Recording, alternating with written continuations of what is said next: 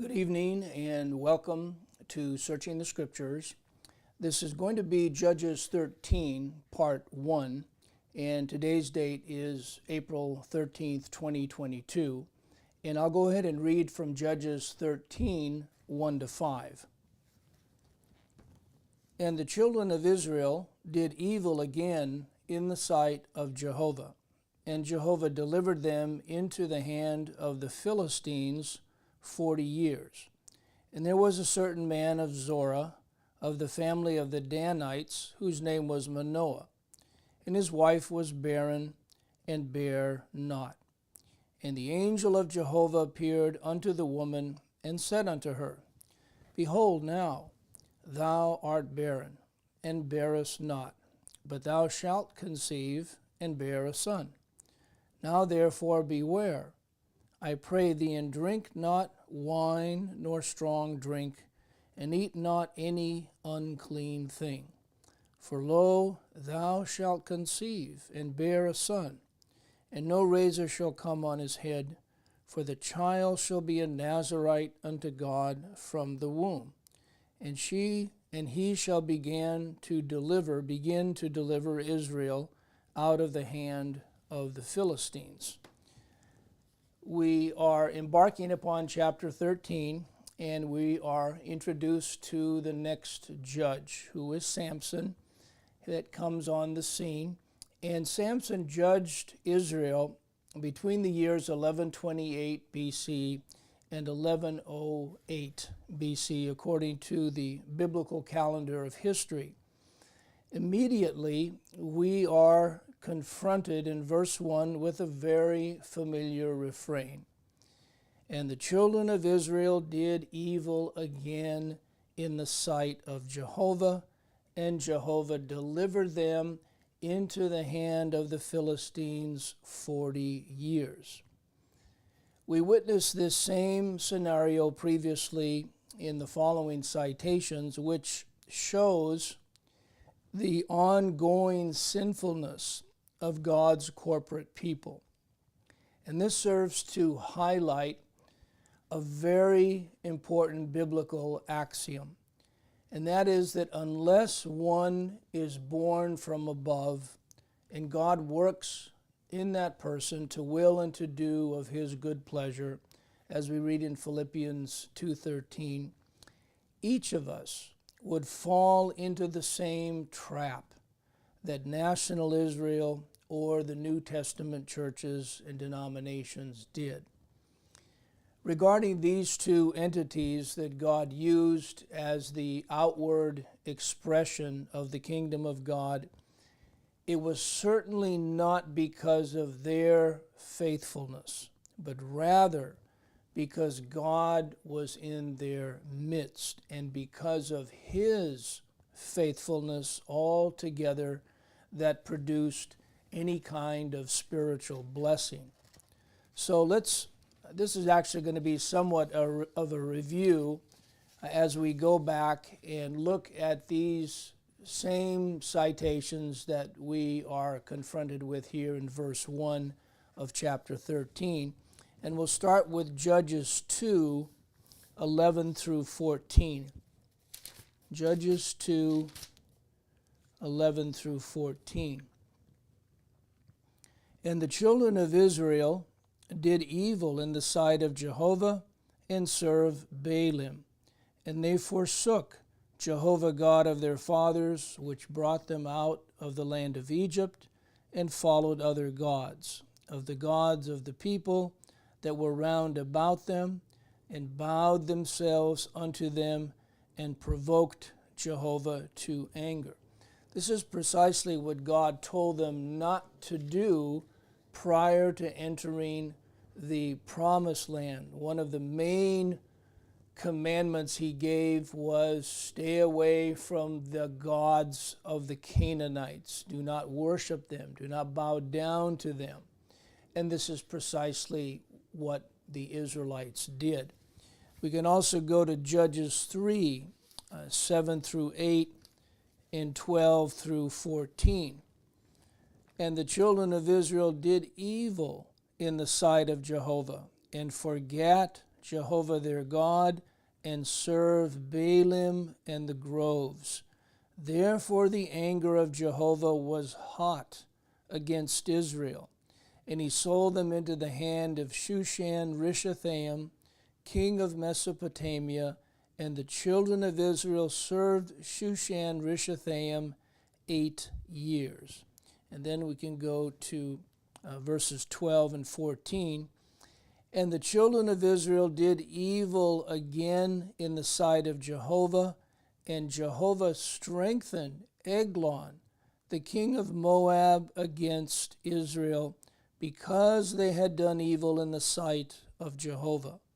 And he gathered unto him the children of Ammon and Amalek, and went and smote Israel, and possessed the city of palm trees. That would be Jericho. So the children of Israel served Eglon, the king of Moab, 18 years. And again, we see this cycle that we've seen so often: rebellion, oppression, deliverance, and rest. So this is the second turn of the wheel, so to speak, the oppression aspect of this cycle. This is also the case in Judges 4, 1-3. And the children of Israel again did evil in the sight of Jehovah when Ehud was dead. And Jehovah sold them into the hand of Jabin, king of Canaan, that reigned in Hazor, the captain of whose host was Sisera, which dwelt in Harosheth of the Gentiles. And the children of Israel cried unto Jehovah, for he had 900 chariots of iron, and 20 years he mightily oppressed the children of Israel. Also, we can go to Judges 6, verse 1. And the children of Israel did evil in the sight of Jehovah, and Jehovah delivered them into the hand of Midian 7 years. And let's also go to Judges 8, 33-35. Judges 8, 33-35. And it came to pass, as soon as Gideon was dead, that the children of Israel turned again and went a-whoring after Baalim, and made Baal-Berith their god. And the children of Israel remembered not Jehovah their God, who had delivered them out of the hands of all their enemies on every side. Neither showed they kindness to the house of Jerubbaal, namely Gideon, according to all the goodness which he had showed unto Israel. Notice in these last couple of verses, as soon as the judge died, what did they do? They went right back to their evil ways. Also, we can go to Judges 10, 6-8. And the children of Israel did evil again in the sight of Jehovah, and served Baalim and Ashtaroth, and the gods of Syria, and the gods of Zidon, and the gods of Moab, and the gods of the children of Ammon, and the gods of the Philistines, and forsook Jehovah, and served not him. And the anger of Jehovah was hot against Israel, and he sold them into the hands of the Philistines, and into the hands of the children of Ammon. And that year they vexed and oppressed the children of Israel 18 years, all the children of Israel that were on the other side Jordan, in the land of the Amorites, which is in Gilead. Well, we are learning from these passages, and of course, here again we see the wheel turn again, the cycle turn again, and now we're on the deliverance stage, and Samson is going to come onto the scene. Now, notice how the Philistines, in our verse, coming back to Judges 13:1, and the children of Israel did evil again in the sight of Jehovah, and Jehovah delivered them into the hand of the Philistines 40 years. We have learned that the number 40 has to do with a time of testing. And there are many examples of this in the scriptures. We'll just look at a few of them. For example, the wandering in the wilderness for 40 years. We read about this in Numbers 14, 33 and 34. Numbers 14, 33 and 34. And your children shall wander in the wilderness 40 years, and bear your whoredoms until your carcasses be wasted in the wilderness, after the number of the days in which ye searched the land, even 40 days, each day for a year, shall ye bear your iniquities, even 40 years, and ye shall know my breach of promise. This is also the case if we turn back to the flood account in Genesis 7, verse 4. Genesis 7, verse 4. We read there, For yet 7 days, and I will cause it to rain upon the earth 40 days and 40 nights. And every living substance that I have made will I destroy from off the face of the earth. Additionally, we can turn to the New Testament and we learn about the Lord Jesus at the onset of his ministry, what he did in Luke 4, 1-2. So let's go there. Luke 4, 1-2.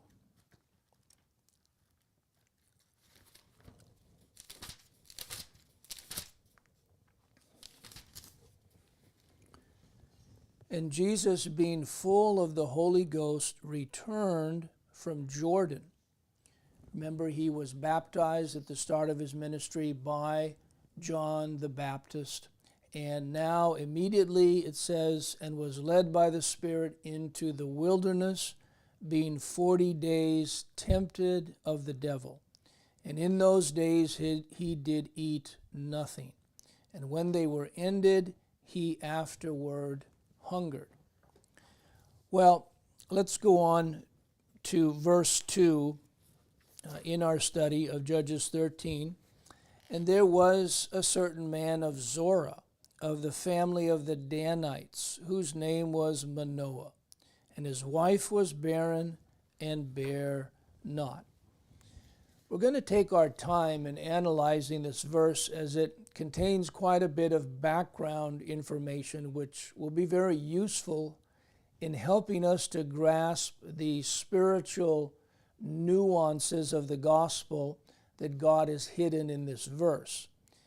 In turn, this is going to aid us in exploring chapters 13 through 16, all of which deal with Samson.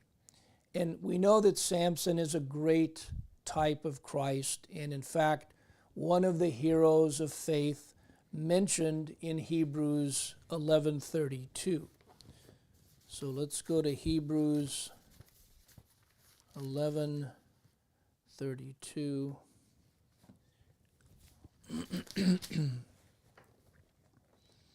And what shall I more say? For the time would fail me to tell of Gideon, and of Barak, and of Samson, and of Jephthah, of David also, and Samuel, and of the prophets. Let's begin by taking a look at the location where all of this is taking place. It's Zorah, and this town, which is in the confines of the tribe of Dan, and we wonder what the spiritual significance of Zorah might be. It turns out that Zorah stems from a word family that includes the connotation of hornets. And we'll read about these in the only 3 verses in which this word appears. The first one is verse 28 of Exodus 23.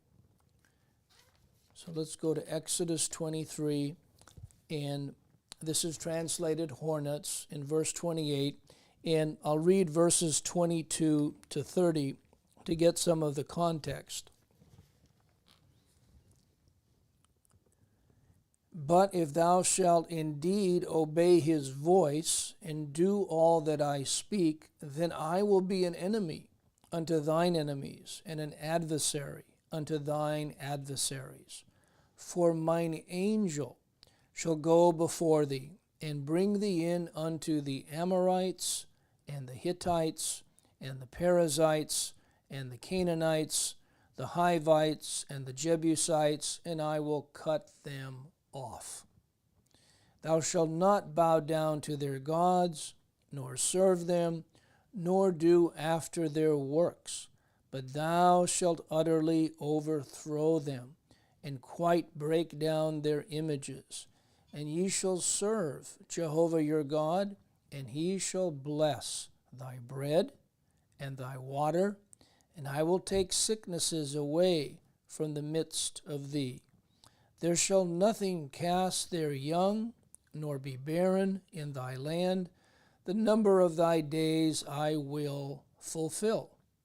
I will send my fear before thee, and will destroy all the people to whom thou shalt come. And I will make all thine enemies turn their backs unto thee. And I will send hornets before thee, which shall drive out the Hivite, the Canaanite, and the Hittite from before thee. Excuse me. I will not drive them out from before thee in 1 year, lest the land become desolate, and the beasts of the field multiply against thee. By little and little I will drive them out from before thee, until thou be increased and inherit the land.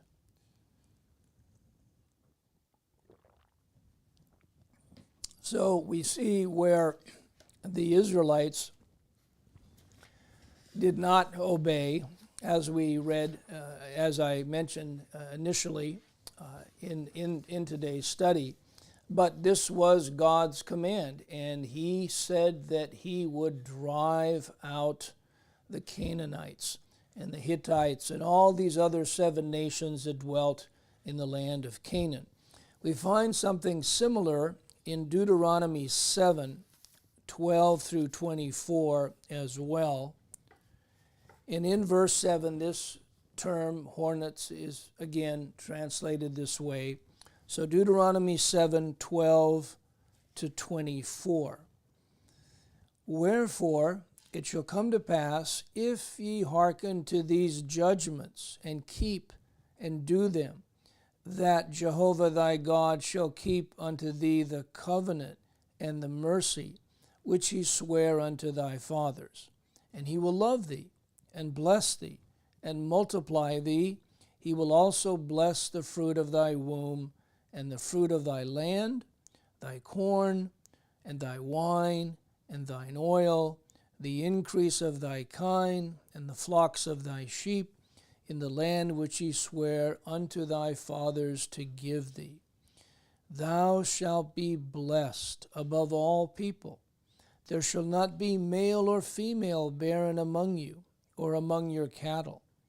And Jehovah will take away from thee all sickness, and will put none of the evil diseases of Egypt, which thou knowest, upon thee, but will lay them upon all them that hate thee. And thou shalt consume all the people, which Jehovah thy God shall deliver thee. Thine eye shall have no pity upon them, neither shalt thou serve their gods, for that will be a snare unto thee. If thou shalt say in thine heart, These nations are more than I, how can I dispossess them? Thou shalt not be afraid of them, but shalt well remember what Jehovah thy God did unto Pharaoh and unto all Egypt, the great temptations which thine eyes saw, and the signs, and the wonders, and the mighty hand, and the stretched out arm, whereby Jehovah thy God brought thee out. So shall Jehovah thy God do unto all the people of whom thou art afraid. Moreover, Jehovah thy God will send the hornet among them, until they that are left and hide themselves from thee be destroyed. Thou shalt not be affrighted at them, for Jehovah thy God is among you, a mighty God and terrible. Really, that should be translated awesome. It would be more appropriate. And Jehovah thy God will put out those nations before thee by little and little.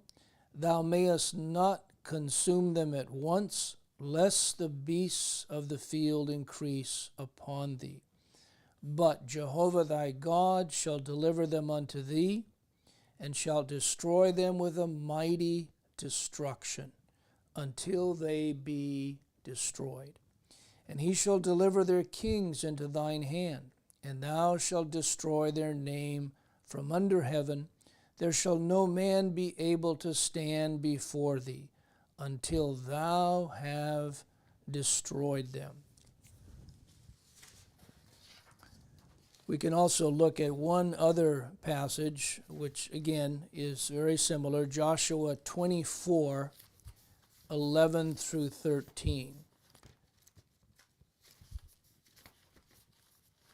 Joshua 24, 11 through 13. And ye went over Jordan, and came unto Jericho, and the men of Jericho fought against you, the Amorites, and the Perizzites, and the Canaanites, and the Hittites, and the Girgashites, the Hivites, and the Jebusites, and I delivered them into your hand. And I sent the hornet before you, which drave them out from before you, even the two kings of the Amorites, but not with thy sword, nor with thy bow. And I have given you a land for which ye did not labor, and cities which ye built not, and ye dwell in them. Of the vineyards and olive yards which ye planted not, do ye eat. From the foregoing scriptures, we see that Zorah, or hornets, has to do with God's judgment that was in view as the Israelites went in to possess the land. And we want to keep in mind that the entrance into the land of Canaan and the driving out of these various nations pictures the gospel going into the world. And the fact that, in a real sense, they were plundering Satan's kingdom. And that's what it typifies. Now, we're told that Samson's father, whose name is Manoah, was of the family of the Danites. So let's think about Dan for a little bit. When we search the scriptures, most of what we find about the tribe of Dan is actually negative in character. In fact, the name Dan signifies judge and stems from the verb form for judge, and that's predominantly how it's translated. We don't have enough time in today's lesson to speak at length about Dan. That will have to be for our next study, but I would like to mention some of the more salient passages that deal with him. If we go to Judges 30 verse 6, we read about his birth. Judges 30 verse 6. And it says there, "And Rachel said, God hath judged me, and hath also heard my voice, and hath given me a son. Therefore calls she his name Dan."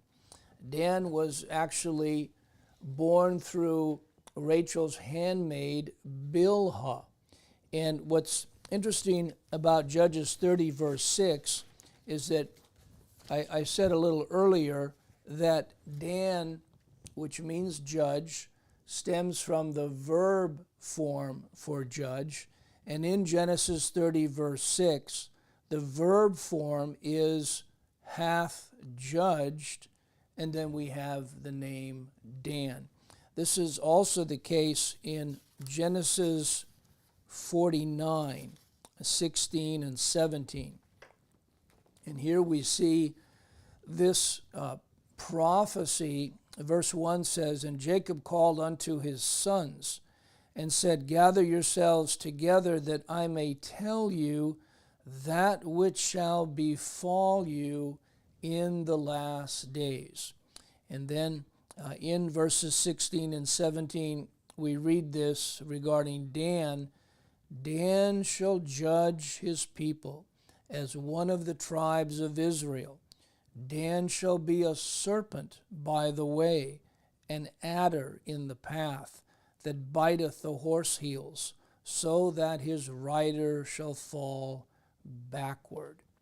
Well, we want to take a closer look at Genesis 49, 16, and 17. There's another account too, which I'll just mention, and we'll look at it next time in a little more detail, and that had to do with the wicked King Jeroboam. And what he had done was to place the golden calves in Dan, so that the people could worship these false Egyptian idols, because it's exactly the same problem that Moses had when he went up into the mount again for 40 days and 40 nights, a time of testing.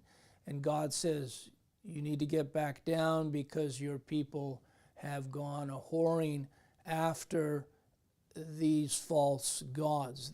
And so it's incredible that they would fall into the same sin again, but we're not surprised, because this is what unsaved man does, is he goes right back to the false gods. He has if one is not born again, then God has not inclined their heart to listen to the Bible with the goal of being obedient to it, which is really the biblical definition of love. Well, we're going to have to, in our next lesson, go into this in a little more detail, and I hope you can join us for that.